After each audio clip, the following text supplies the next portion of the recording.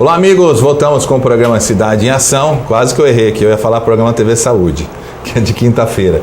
Aliás, você nunca pode estar na quinta aqui, né? Mas eu dou um jeito, se for para participar um programa vocês, de uma hora, vai ser um prazer. uma hora Poxa, especial falando sobre que legal. Neuropediatria. Olha que bacana, e tem muita coisa boa. Esse homem aqui é uma enciclopédia, viu, gente? Conhece muito. É isso.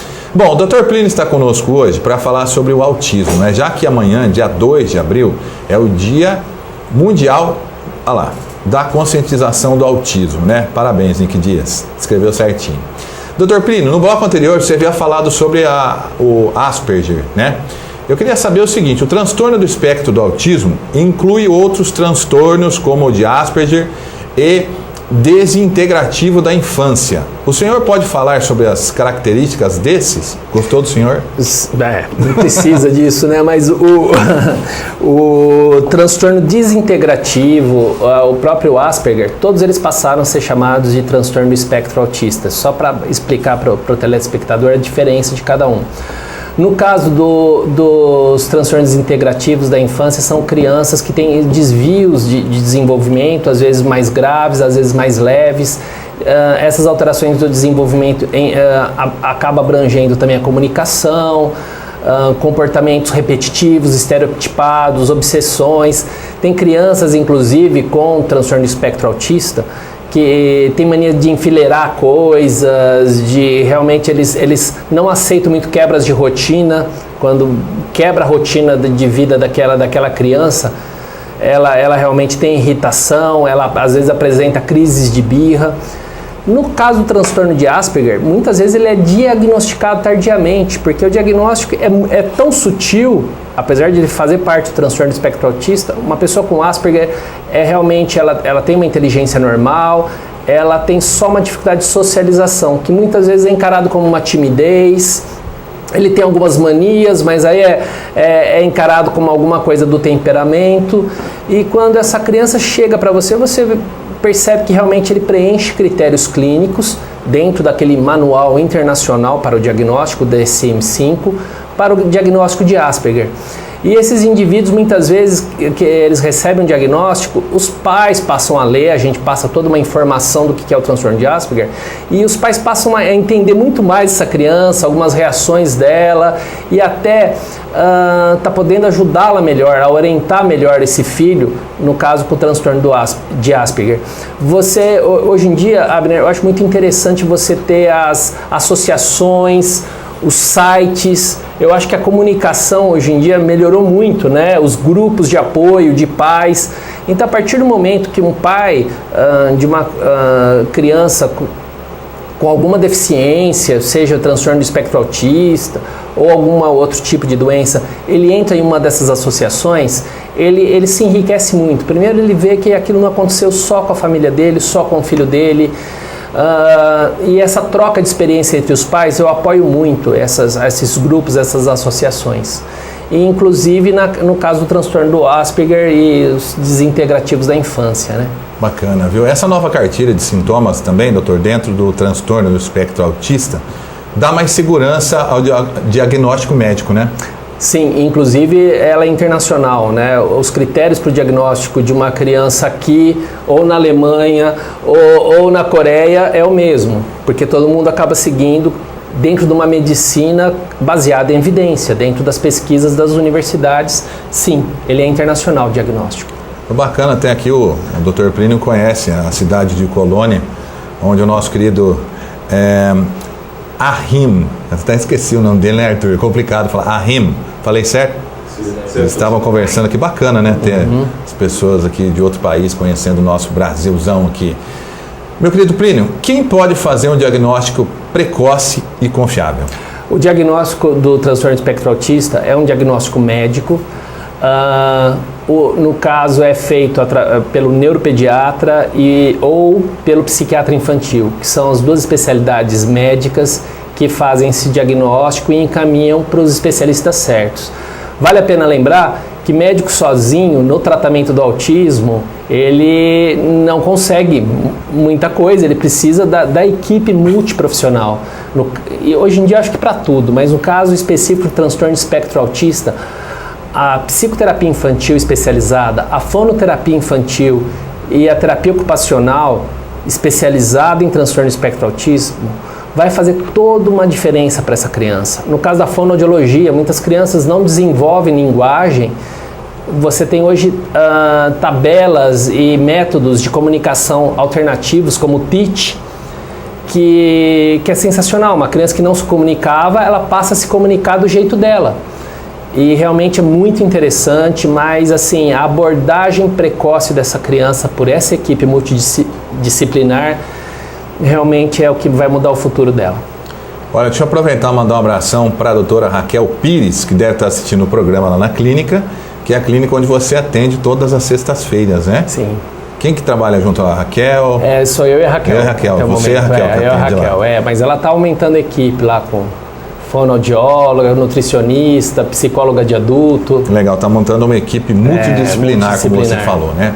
Doutor Plínio, desde que descoberto, que tratamento, aliás, que tipo de tratamento é indicado para esse transtorno do autismo? A terapia, como eu havia dito, mas em alguns casos, quando a criança tem alterações comportamentais graves, como autoagressão ou heteroagressão, essa criança muitas vezes ela tem que ser indicada uma medicação para melhora do humor, para melhora do comportamento. Há muitos estudos de medicações nos Estados Unidos, principalmente, para tentar não reverter, mas melhorar o comportamento autístico, por bem dizer, esses sintomas do autismo. Mas ainda não tem nenhuma medicação certa e cada paciente acaba respondendo a um tipo de medicação. E para quais casos? São os casos mais extremos. Muita criança com autismo ela tem distúrbio do sono e existem pesquisas que essas crianças têm deficiência de melatonina. Muitas vezes tem que introduzir o suplemento melatonina ou usar uma medicação estabilizadora de humor. No caso, elas têm muito crises de birra, muitas vezes quando quebra a rotina, quando sai um pouco do dia a dia dela. E muitas vezes essas medicações fazem com que a criança até se socialize melhor. Mas eu ainda digo que o carro-chefe não é medicalização. O carro-chefe é estimulação. A medicalização ela vem quando necessária, seja para um distúrbio do sono, alteração de comportamento. As crianças com autismo elas têm uma tendência maior a ter epilepsia, convulsões. Então muitas vezes tem que se entrar com antiepilético. Doutor, e falando em criança com transtorno do espectro do autismo, que tipo de melhora nós conseguimos perceber a partir do tratamento? Olha, quanto mais, é o que eu costumo dizer, né? Por isso que a grande preocupação de conscientização, por isso que amanhã é o Dia Mundial do Autismo, a grande importância desse dia é conscientizar as pessoas e até os profissionais da área de saúde sobre esses sinais de alerta, sobre as bandeiras vermelhas, os red flags do transtorno do espectro autista. Porque se eu identifico ainda numa criança, por exemplo, com 1 ano e 8 meses, alguns sinais que algo no desenvolvimento, seja comunicação, socialização e comportamento, não está indo bem, e eu entro com uma intervenção precoce através de terapias, olha, o resultado é muito bom. Por quê? Eu estou com um cérebro em desenvolvimento e a gente passa a dar estímulos para que esse desenvolvimento ele vá mais para uma linha da normalidade e não mais para um desenvolvimento autístico. Doutor, o que representa para a família conviver com a pessoa com formas graves de autismo? Essa família também terá que ser orientada? Olha, sim, como eu estava falando, os grupos de apoio ajudam muito, mas é um impacto muito grande. Então, a gente num primeiro momento, a gente tem que trazer a família para perto da estimulação. Até muitas vezes a gente tem que ser muito cuidadoso em não fechar um diagnóstico precocemente, porque às vezes a estimulação tem um resultado tão bom que aquela criança que a gente via algum sinal, alguma coisa errada, ela deixa de ter esses sinais e até não se fecha um diagnóstico de transtorno do espectro autista. Mas essa família precisa de apoio, sim, precisa estar bem estruturada emocionalmente, porque se criar um filho já não é uma tarefa fácil. Uma criança especial, no caso com transtorno do espectro autista, seja uma tarefa ainda maior, um desafio ainda maior para os pais. Doutor, o autismo está sendo abordado em novelas, filmes, documentários. Está na mídia de uma forma geral, né, Rim? O autismo. Diminuiu-se o preconceito? Diminuiu o preconceito, eu acho que as pessoas estão entendendo melhor e eu acho sensacional estar na mídia de uma maneira geral, porque me ajuda essas crianças a chegarem para um diagnóstico mais precocemente. Então eu acho que, nossa, que bom, eu acho que deveria estar mais ainda, colocar em todas as novelas um personagem com autismo para ajudar a até perder o preconceito e até fazer o diagnóstico. Estamos chegando ao final do nosso bate-papo aqui. Uma coisa importante de se perguntar, as pessoas com o transtorno podem ter uma vida normal, tipo trabalhar, estudar, casar? Olha, algumas, como o caso do síndrome de Asperger, elas vão ter uma independência. Tem muitos adultos com transtorno de Asperger que não têm um diagnóstico. E são meio esquisitões, meio antissociais, são muito inteligentes. E geralmente, às vezes eles estão até em grandes empresas, porque as empresas gostam desses que se dedicam demais ao trabalho e até não tem tanto uma vida social. Então, nesses casos, como é o síndrome de Asperger, que faz parte do transtorno do espectro autista, esses vão ter uma vida independente, mas existem os casos de autismo clássico, que essas crianças realmente elas vão ter um comprometimento grande em comunicação, em comportamento, e elas sempre vão precisar, muitas delas não vão ter condições para atos de vida independente, vão precisar de um suporte. Mas é o que eu falo, estimulando muito, o que era para ser grave passa a ser moderado, o que era para ser moderado muitas vezes vai ser leve. Legal. E para fechar o nosso bate-papo com o Dr. Plínio, as pessoas com o TEA, né, com o transtorno de autismo, podem ter características de genialidade, né, que nós vemos em alguns casos. Em quais áreas se observa mais essa inteligência? E isso é comum?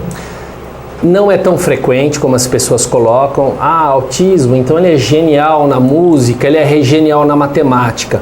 Muitas vezes você tem alguns casos isolados que o paciente tem o que a gente chama tecnicamente de hiperlexia.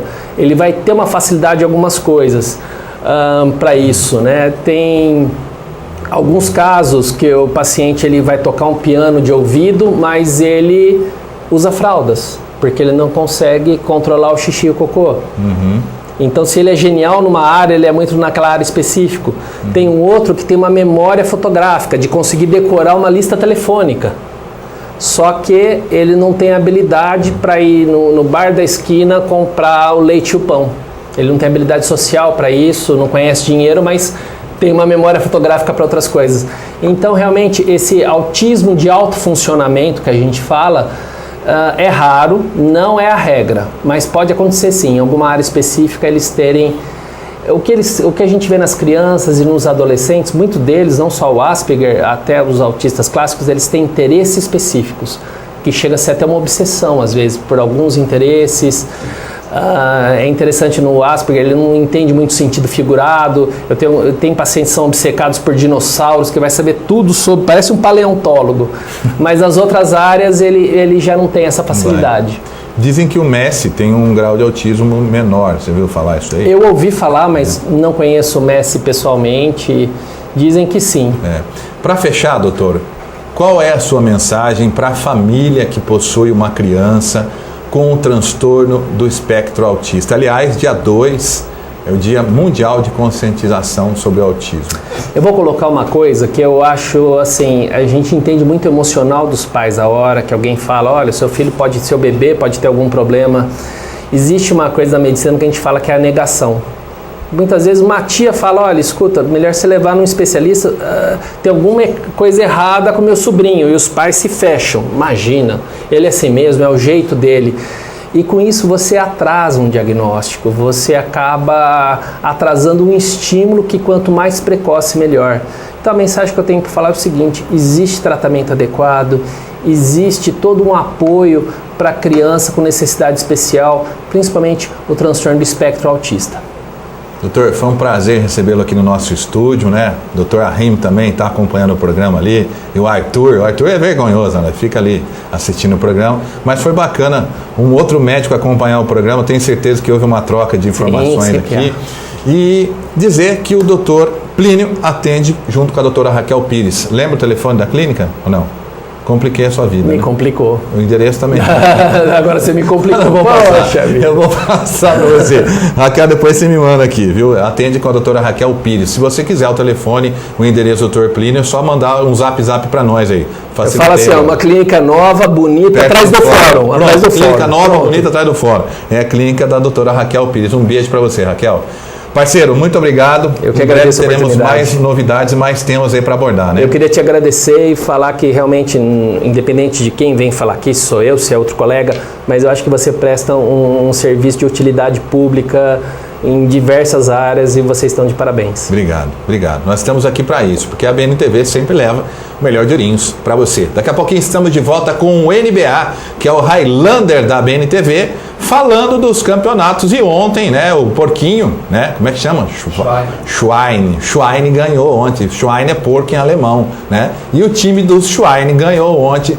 Um jogo lá meia boca, mas tudo bem, foi vitória, né? Já estamos de volta e espero você.